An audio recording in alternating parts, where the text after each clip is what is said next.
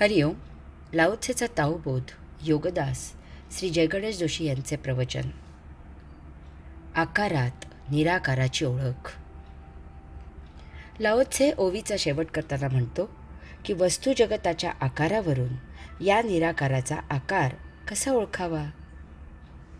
Laozi ताओचे प्रगटीकरण या ओवीच्या शेवटी ताओ प्रगट नसला तरीही त्याच्या अप्रगटावस्थेत त्याला प्रगट झालेले कसे ओळखायचे त्याचे मर्म सांगत आहे. लाओत्से म्हणतो की येथे सारे काही ताओचेच प्रगटीकरण आहे. सर्व काही ताओचीच अभिव्यक्ती आहे. येथे जे काही आहे ते आणि त्यात एकमेवाद्वितीय ताओ आणि ताओच आहे. परंतु असे असूनही तो येथे कोणीकडे व्यक्त झालेला दिसत नाही. कोणी काही अगदी क्षुल्लक काम केले तरी तो त्याची फार जाहिरात करतो. आपल्या इवल्याशा कर्तृत्वाच्या प्रसिद्धीला हपापलेला असतो. सारखा पुढे पुढे करत असतो. येथे तर न भूतो न भविष्यती अशी वैश्विक उत्पत्ती झाली आहे.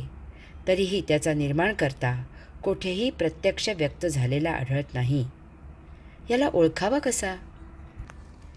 येथे प्रत्येक वस्तू आणि प्रत्येक गोष्ट जर ताओमधूनच निर्माण झालेली आहे तर त्याला जळी स्थळी काष्टी पाषाणी चल अचल सजीव निर्जीव अशा सृष्टीमध्ये प्रत्येकात ओळखावा.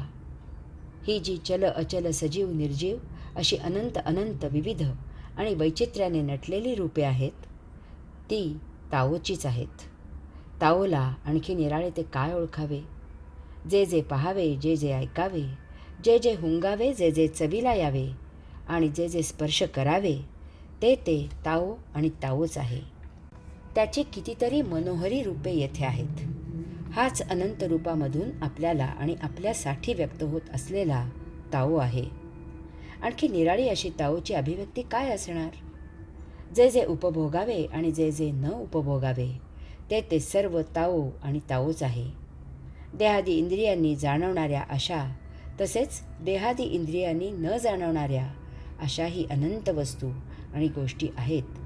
त्या सर्व ताओ आणि ताओच आहेत. आता ताओचा दृश्य रूपवान आकारवान असा इतका भरपूर पुरावा असताना आणखी निराळा असा ताओ ओळखला कशाला हवा आहे? ताओची अनेक लक्षणे आपल्याला माहीत आहेत. ही अशी लक्षणे धारण करणारे महामानव साधू संत सज्जन वितरागी संन्यासी योगी आपल्यात पूर्वी होते आजही आहेत आणि म्हणून पुढे भविष्यातही नक्की असणार आहेत. या अशा व्यक्तींमध्ये ताओ ओळखावा, पाहावा, जाणावा आणि अनुभवावा. त्या योगे त्यांचा सहवास घडावा. ताओ आणखी प्रगट तो काय होणार? भौतिक वस्तुजगत नष्ट झाले, लोप पावले, रूपांतरित झाले तर ते पूर्वीच्या आकार विकारात ओळखता येत नाही. त्याच्या आकार विकारात गुणधर्मात बदल होतो. झाडाची एक फांदी तोडावी तर तेथे 4 फांद्या फुटतात. परंतु जेव्हा आपण ताओ स्वरूप होतो, आत्ममय होतो, तेव्हा आपण कधीही न बदलणारे, पुन्हा जन्म न होणारे ताओ होतो. आपल्या आकारात निराकार प्रगट होतो. आता ताओ ओळखायला अन्य ताओ आहेच कोठे? Futility of contention. To yield is to be preserved whole. To be bent is to become straight. To be hollow is to be filled. To be tattered is to be renewed. To be in want is to possess. To have plenty is to be confused. Therefore, the sage embraces the one and becomes the model of the world. संघर्षाची निरर्थकता.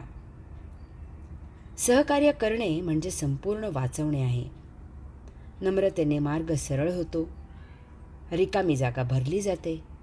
उद्ध्वस्त झालेल्याचे पुनरुज्जीवन होते. गरज शोधाची जननी आहे. आवश्यकतेहून जास्त असले म्हणजे गोंधळ माजतो. म्हणून संन्यासी योगी त्या एकमेवा द्वितीयाची कास सोडत नाहीत. ते विश्वाचा आदर्श होतात. संघर्ष. लाओत्सेच्या चीनी भाषेतील ओव्यांचे इंग्रजीत भाषांतर करताना कंटेन्शन असा शब्द वापरला आहे. जरी त्याचे भाषांतर मराठीत संघर्ष असे केले असले तरीही लाओत्सेला केवळ संघर्ष इतकाच संकुचित अर्थ अपेक्षित नसावा. त्याला एकूणच युद्ध, झगडा, भांडण, तंटा, वाद, संघर्ष, कलह, विद्रोह, भेद इत्यादी जी काही दोन व्यक्तींमध्ये, दोन प्रवृत्तींमध्ये भिन्नता निर्माण होते ती निरर्थक आहे, अनावश्यक आहे असा उपदेश करायचा असावा. याच कारणास्तव श्री ज्ञानेश्वर माऊलींनी योगेश्वरांकडे पसाय दान मागितले. जे ज्याला पाहिजे ते त्याला मिळू दे. वैश्विक आनंद घेणारे वैश्विक मागणे मागतात. येथे वैयक्तिक, कौटुंबिक, प्रादेशिक क्षुद्रता नसते, संकुचितपणा नसतो. समस्त विश्वाच्या कल्याणाचा ध्यास असतो. केवळ यालाच महात्मा असे म्हणतात. हे विश्व एकसंध आहे. एकाच परम आत्मब्रह्मतत्वामधून निर्मित झाले आहे. विश्वातील कोणतीही कृती, मग ती क्षुल्लक किंवा महान असो, ती परिपूर्ण विश्वावर परिणाम करत असते. कृती जेथे घडते फक्त तेथेच त्याचा परिणाम होत नाही. तत्क्षणाचा विचार केला तर तो संकुचितपणा सिद्ध होतो, परंतु वैश्विक विचार केला तर दीर्घ कालावधीमध्ये प्रत्येक कृती वैश्विक परिणाम करते. याचा विचार करून आपण प्रत्येक कृती केली पाहिजे.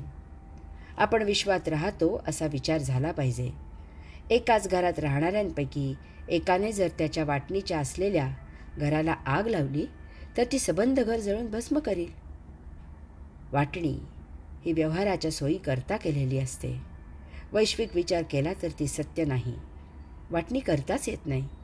पृथ्वीवरील आकाश, प्रकाश, हवा, पाणी, जमीन या मूलभूत गोष्टी एकसंध आहेत आणि त्यामुळे त्या एकच एक आहेत. त्या सर्वांसाठी आहेत. या विचाराची कक्षा वाढवली की उमजेल की विश्व एकसंध आहे. हे समजण्याची आणि त्यासाठी प्रत्यक्ष आचरण करण्याची बौद्धिक कुवत समस्त प्राणीजगतात फक्त मानवातच आहे. त्यामुळे विश्वाची काळजी घ्यायची जबाबदारी त्याचीच आहे. तसेच समस्त सजीवात केवळ मानव या विश्वाच्या नाशाला बराचसा कारणीभूत आहे. मानवेतर समस्त प्राणी प्रायः नैसर्गिक जीवन जगत असतात. मानवेतर प्राणी रिपुशमनासाठी नैसर्गिक आचरण सोडत नाहीत. त्यामुळे त्यांच्याकडून विश्वाचा नाश फारसा होत नाही. त्यांचे ते नैसर्गिक आचरण विश्वाचा सांभाळ करायला पूरकच होत असते. त्यांच्याकडून स्वाभाविकच पर्यावरणाचा समतोल सांभाळला जातो. जो काही किंचित बिघडतो तो वैश्विक नियमांनी भरून निघतो. परंतु मानवाला महाप्रगल्भ बुद्धी आहे आणि महाअहंकार आहे. त्यामधून अनेक रिपू तयार होतात. रिपू शमनासाठी तो स्वतःच्या स्वतंत्र बुद्धीने आचरण करतो. नैसर्गिक आचरण करत नाही. स्वार्थासाठी तो वैश्विक पर्यावरण इतके बिघडवतो की ते वैश्विक नियमांनी भरून येत नाही. त्यामुळे पृथ्वीचे अस्तित्व धोक्यात आले आहे. याचा परिणाम समस्त विश्वावर होत असतो. हरि ओम.